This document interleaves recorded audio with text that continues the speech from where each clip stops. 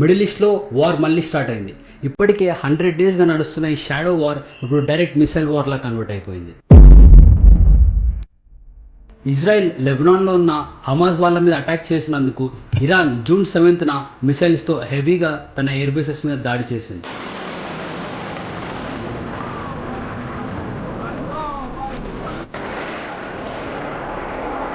And Israel will retaliate very strongly అని గట్టి warning ఇస్తుంది.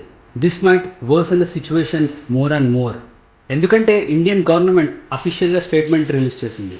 హ్యూమన్ సఫరింగ్స్ చాలా ఎక్కువ అయ్యాయి, వరల్డ్ ఎకనామీ పడిపోతుంది మరియు గ్లోబల్ ఎనర్జీ క్రైసిస్ ఇంకా పెరిగిపోతున్నాయి. వెంటనే ఆల్ పార్టీ మీటింగ్ పెట్టి నెగోషియేషన్ ఎంత తొందర వీలైతే అంత తొందర చేయాలి అని కోరుతుంది. బికాజ్ ఇరాన్ సిచ్యువేషన్ ఇంకా వర్స్ట్ అయితే షిప్స్ డిలే అవ్వచ్చు, ఆయిల్ సప్లై తగ్గొచ్చు, క్రూడ్ ఆయిల్ రేట్స్ జంప్ అవ్వచ్చు. And India is heavily import driven country which might make a huge loss to us. Petrol diesel rates పెరిగితే ట్రాన్స్పోర్టేషన్ పెరుగుతుంది. దీనివల్ల vegetables, milk, groceries అంటే మనం తినే ఫుడ్ నుంచి వేసుకునే బట్టల దాకా ప్రతిదీ పెరిగే ఛాన్స్ ఉంటుంది.